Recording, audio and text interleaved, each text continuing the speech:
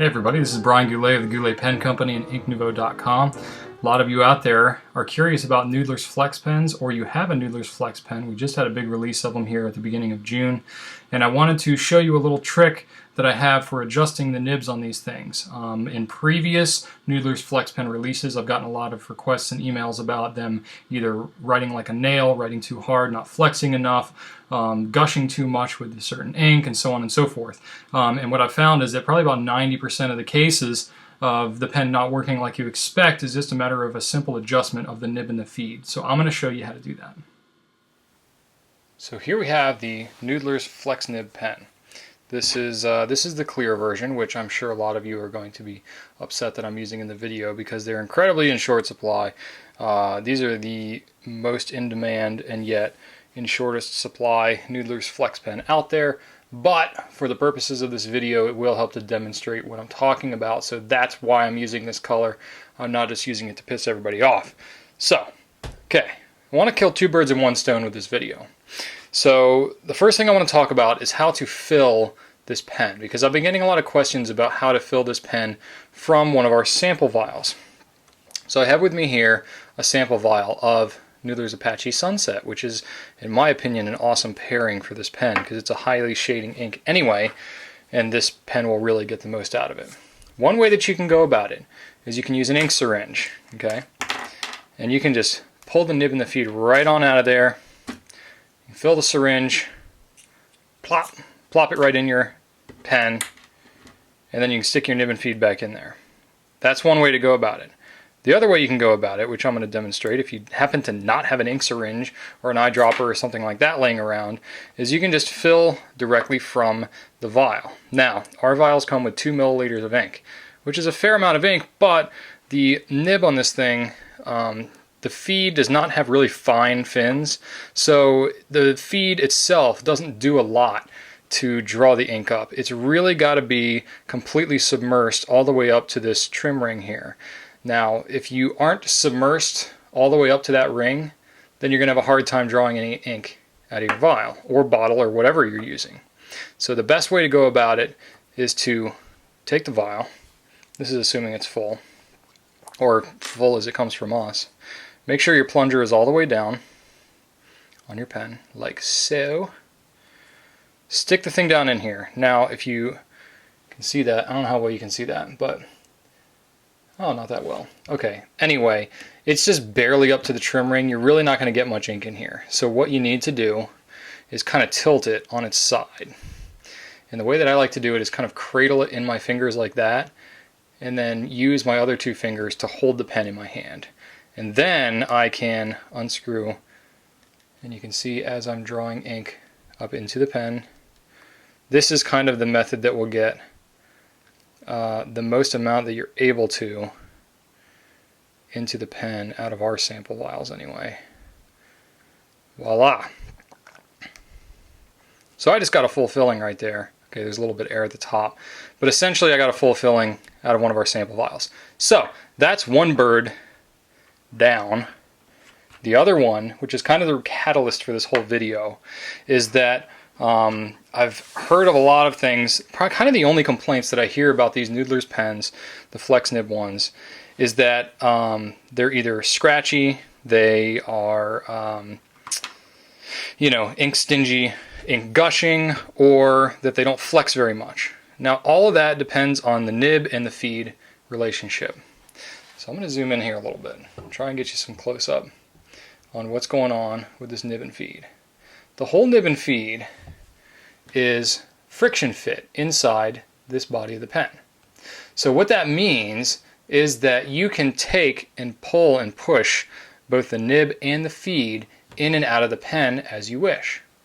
Now, I've tried to find a true direct relationship to moving them in and out, and I've kind of got it figured out, but what I haven't been able to figure out is what's the relationship of the ink itself in relation to how you finagle the nib and the feed. But more or less, what I've found is that the further in that the nib is pushed into the pen, the less flex you're going to have.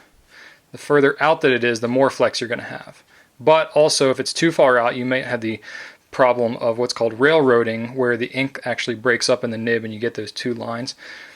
Now the feed, the further in that it's pushed, the wetter it's going to write, and the further out that it's pulled, the drier it's going to write, generally speaking.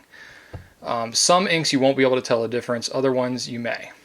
Now, as far as the nib and the feed themselves, the closer that the tip of the feed is to the tip of the nib, the less flex you're going to have. The further away it is, the more flex you're going to have and the wetter it's going to write. That's kind of generally how I found this thing is working out. So I'm just going to give you an example here and show you how easy this thing is to finagle. I just filled it up with Apache Sunset, and you saw earlier in the video I'd pulled the nib out and I just kind of stuck it back in there.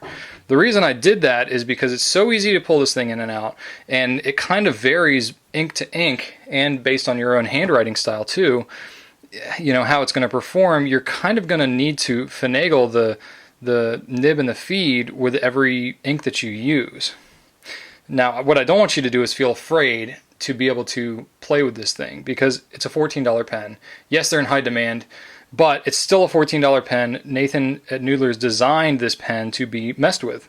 So you can just kind of play it out a little bit, see how it works, you know, just mess around, see how the ink flows, if that ink is working in your pen, if it works for your handwriting. You know, do some tests. However you're going to write, if you're going to draw, you can try some drawing tests. You know, you can kind of mess around with it and see how it's going to do. Now this actually is not too bad. Just kind of a random adjustment that I happen to do. Actually works pretty decent.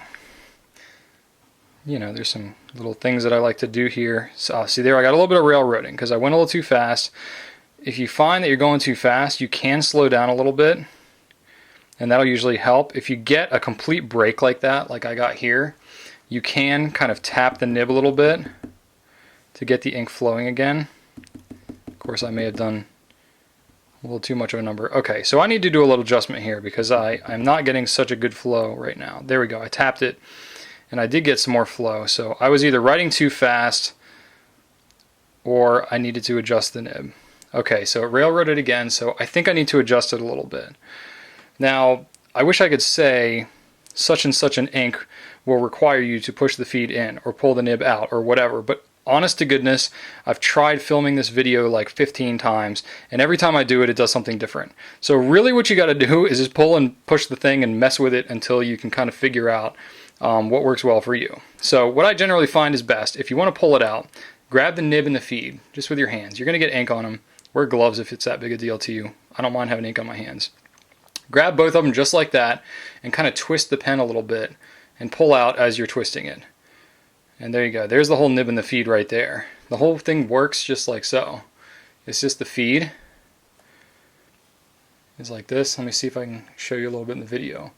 This is actually a hand-cut feed.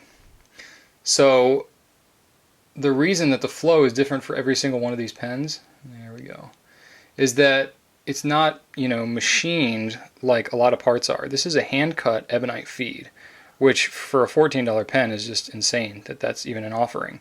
You know, Nathan felt very strongly about making this an option on his pen. So this is a hand-cut ebonite feed. Everyone is going to be slightly different. Okay, so what I basically did is I just pulled the whole thing out. I told you I was going to get ink everywhere. I'm going to put them together like so, generally, and then just take and kind of stick it in the pen. Okay, now that's kind of what I did before. But this time I'm going to take the feed and pull it out so that it's much closer to the tip of the nib. And I just want to see how that does. Now, it's good to keep a paper towel handy because you're probably going to get ink all over your fingers.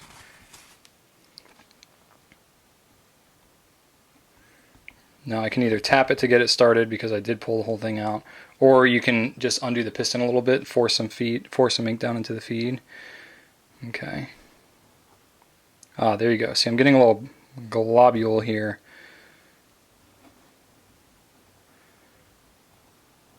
I think that was just because I was kind of forcing it down. Okay, that's doing better. That's doing a little better. Oh, see, I'm getting a little railroading. What's actually happening now is that my feed is actually so far down that it's dragging on the paper as I write, because I write with a very low pen angle.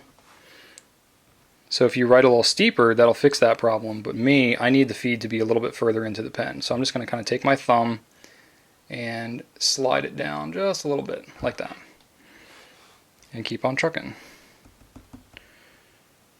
You can't be afraid to experiment with this pen. That's what this pen was designed for, was experimentation. Believe it or not, I've gotten a lot of people that have emailed me and asked and said, you know, oh my gosh, this pen is not quite what I wanted, and I'm afraid to touch it, or I'm afraid to do anything because I know Nathan hand sets these feeds and I know that he does a lot of hand work, and I'm afraid I'm going to screw something up. Well, don't be afraid to do it. This pen is made to be messed around with. Really what you want to do is you want to get it to your liking. I'm going to push it a little in. There we go. Push the nib in a little bit. You want to get it to your liking. And who cares what anybody else says? As long as you're happy with it, that's really what matters.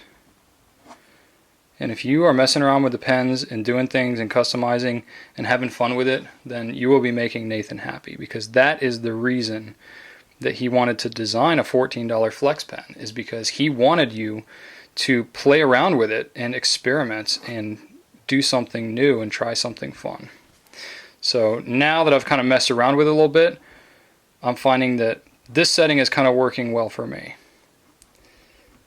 So really, that's about all I can say, is that, you know, you're just going to need to mess around and try and find something that's going to work well for you. Don't be afraid to get some railroads. Don't be afraid to get some of these things. Just because you get a railroad here and there doesn't mean the pen's defective or anything. You would be remiss if you were to, you know, give up on this pen just because of a small issue here and there. You know, a little tweaking, a little messing around with it can really go a long way. So that's it for my video on the Noodler's Flex Pen. Hopefully it's been able to help you out. If you have any questions, you can always email me, brian@gouletpens.com. Thanks a lot for watching, and write on.